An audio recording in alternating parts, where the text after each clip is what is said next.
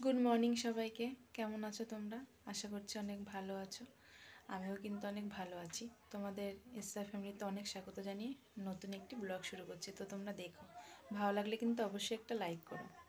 আজ হচ্ছে শনিবার, এখন সকাল 11:45 বাজে। এখন থেকে আমি আমার ভিডিওটা শুরু করছি।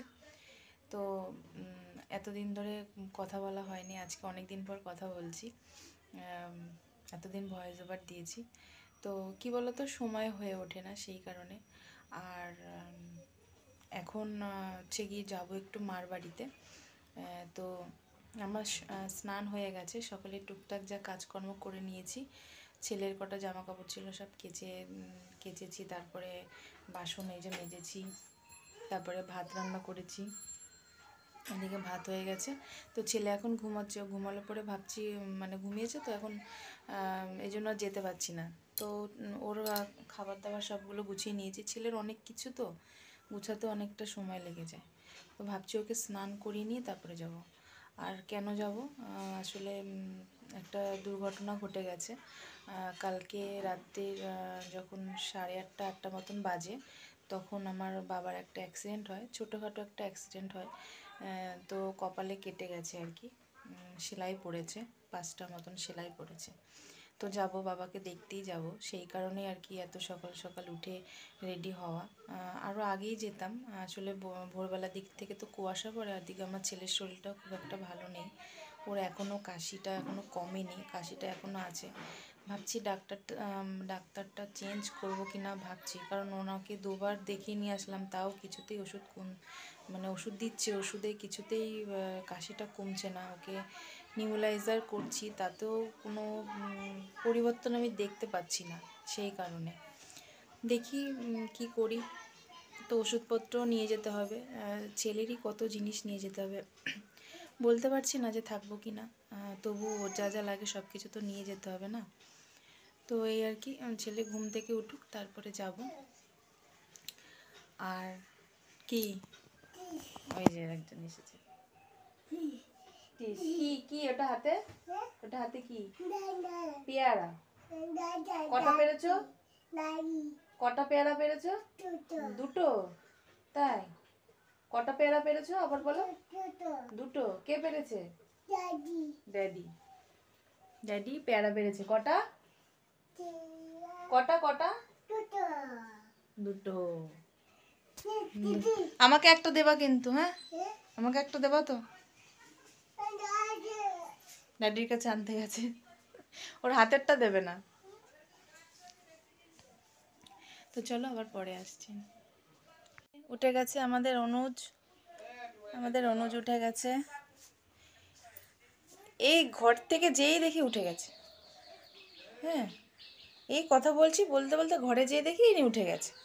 এনার যা ঘুম, ইনি বেশিক্ষণ ঘুমাতে পারেন না।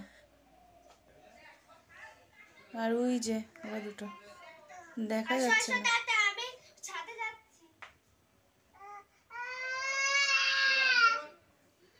কি বাবা, কি কি? চান করবা? এখন বাজে কটা? এখন বাজে 10:57, 11টা এখনো বাজেনি। চান করবা? চলো একটু টাটা করে দাও, বলে আবার আমরা পরে আসবো। হ্যাঁ, টাটা। টাটা করো। কোনো আমি এখনও টাটা করতে পারি না, তাই না? কোনো আমি এখনও টাটা করতে শিখিনি, তাই তো? চলো। তো দেখো, এই যে চলে আসলাম মার এখানে। এসে দেখছি মা বাবা কেউ নেই, বাবা গেছে ডাক্তারখানায় ডাক্তার দেখাতে, মা নিয়ে গেছে। তো এসে আগে ছেলেকে খাইয়ে নিলাম, আসলে ওর খাওয়ার সময় হয়ে গেছে দেখে, তার জন্য ওকে আগে খাইয়ে দিলাম। তো বাবা চলে আসবে, আমি যাওয়ার তাও আধা ঘন্টা পর আসে বাবা ডাক্তার দেখিয়ে। তো তোমাদেরকে পরে দেখাবো যে বাবার কি পরিস্থিতি। ভালোই লেগেছে, সেলাই পড়েছে তো, তো সেটাই। আর ছেলেকে এইমাত্র খাওয়ালাম আর কি। ওর খুব খিদে পেয়ে গেছিলো, ও স্নান করে ওকে নিয়ে আসা হয়েছে।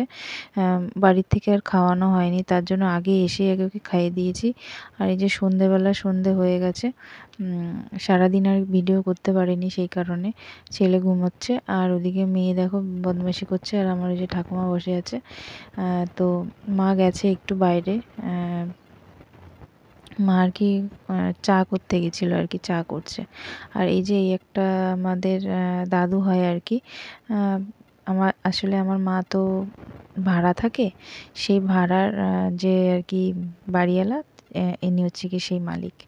মানে মা এদের বাড়িতেই আর কি থাকে।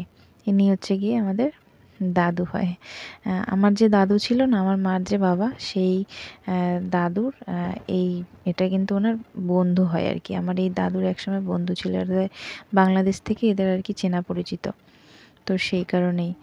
আর এই যে আমরা বসে আছি, আর এই যে দেখো আমার ছেলেকে যে নিউমোলাইজ করতে হয়, যে একটা বলেছিলাম আগের ভিডিওতে, যে পাশের বাড়ির থেকে মেশিন এনে যে দেই।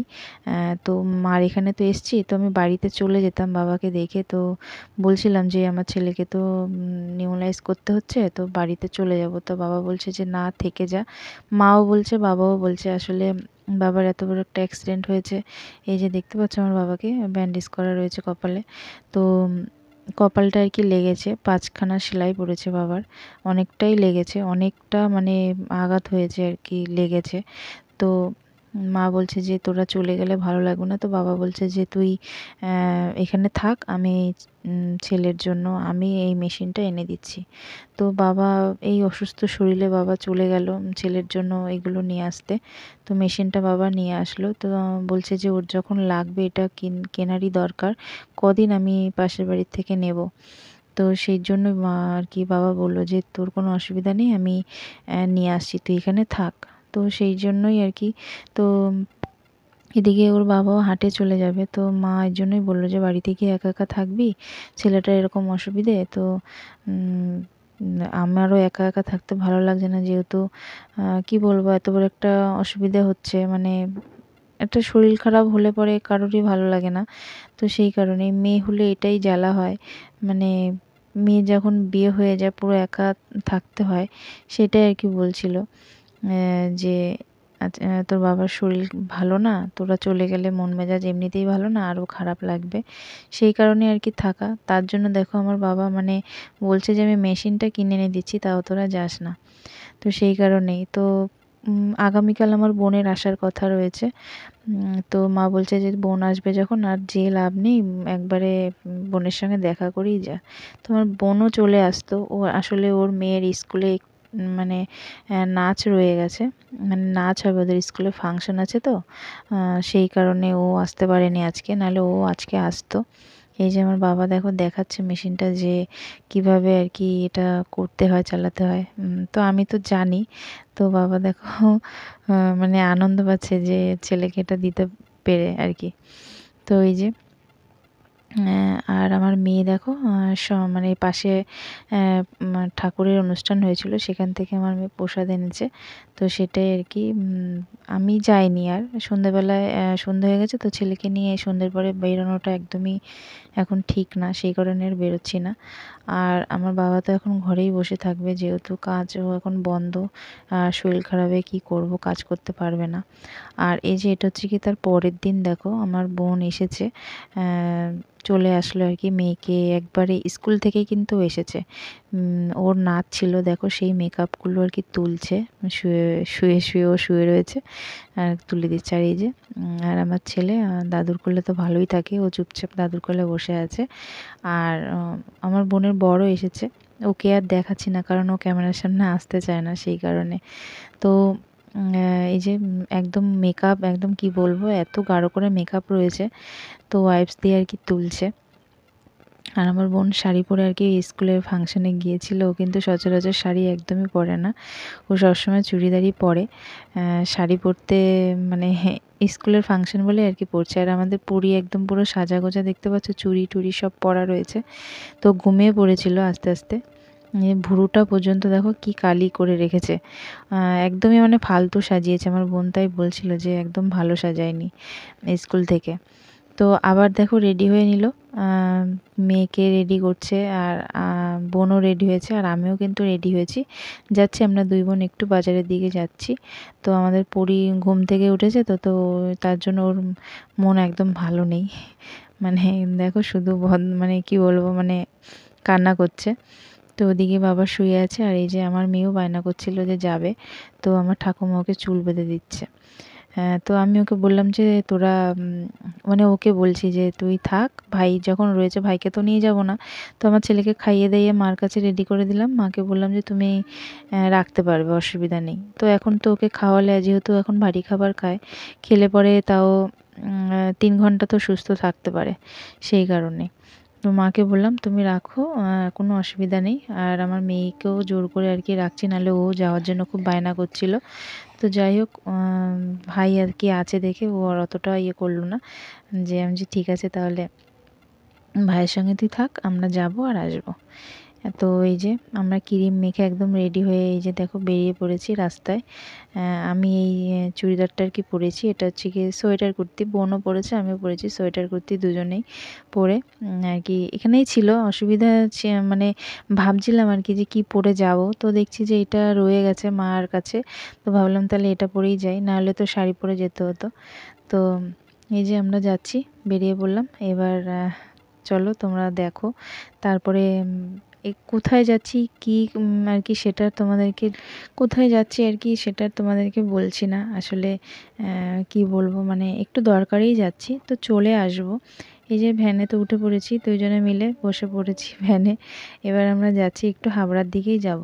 আর এই যে একটা বাড়িতে আর কি আসলাম, তো এইটা তোমাদেরকে বলছি না, ঠিক আছে? এটা একটু গোপনীয়, সেই কারণে আর কি বলতে পারছি না। তো ওইখানে আর কি আছি, তো তোমাদেরকে বলতে পারলাম না দেখে কিছু মনে করো না, ঠিক আছে? তো যাই হোক, এটা বলা বারণ আছে বলেই আর কি বলতে পারছি না। আর এই যে আমরা বসে আছি এবারে বাইরে, আমরা এটা বাইরেই আর কি, দেখো ঠান্ডার মধ্যে। তো আমাদের পরীটা খুব মানে বদমাইশ, ওকে তাকাতে বলছি ও তাকাবে না ক্যামেরার দিকে। তো আমরা এখনই ভ্যানে উঠে পড়বো, ভ্যানে উঠে বাড়িতে রওনা দেবো। ওদিকে খুব টেনশন হচ্ছিল, কারণ ছেলেকে তো রেখে এসেছি আমি, ছেলেকে রেখে এখনও অবধি বেরোয়নি সেইভাবে। তো সেই কারণেই তো টেনশন হচ্ছিলো। তো এসে বাড়িতে চলে আসলাম, এসে একটু কান্না করছিল, মা বলছিল যে ঘুমানোর জন্য, এমনি খিদের জন্য কান্না করেনি, ঘুমানোর জন্য কান্না করছিল। তো মা বলছে ঠিক আছে অসুবিধা নেই। আর এই যে এরা দুজন এসেই দেখো ফোন দেখতে বসে পড়েছে। আর আমার বোন বলছে যে নিউলাইসটা চালিয়ে দে, আমি ওকে দিই। তো ওর কোলে আর কি ঘুমাচ্ছিল, ওর কোলেই ঘুমিয়ে পড়েছে। তারপরে ওই যে বোন দিচ্ছে, তো সেটাই। আর ওদিকে আমার মা গল্প করছে, ওটা আমার একটা মামি হয় পাশের বাড়িতে আর কি। তো তার সঙ্গে গল্প করছে। আর এদিকে আমার বাবা বসে আছে, এই যে বাবা চুপচাপ দেখছে। তো বাবার অসুবিধেটা হচ্ছে এখন নেই, কিন্তু পরে একটু অসুবিধা হয়ে যায়। আমি চলে আসার পরে বোনও চলে গেছিলো, আর আমিও চলে গেছিলাম, মানে বাড়িতে চলে এসেছিলাম। তো আমি চলে আসার পরে কিন্তু বাবার অসুবিধা হয়ে যায়। আসলে এই অসুবিধাটা কী সেটা আমি তো আর ওখানে ছিলাম না বলে তো আর তোমাদেরকে দেখাতে পারিনি। আসলে আমার বাবা একদম ফুলে গিয়েছিল, মানে মুখটা একদম পুরো ফুলে গেছিলো ভিতরে আর কি, রক্তের চাপের জন্য। ঠিক আছে, তো এই আর কি। তো চলো বন্ধুরা, তোমাদের এখানেই ভিডিওটা আমি শেষ করছি।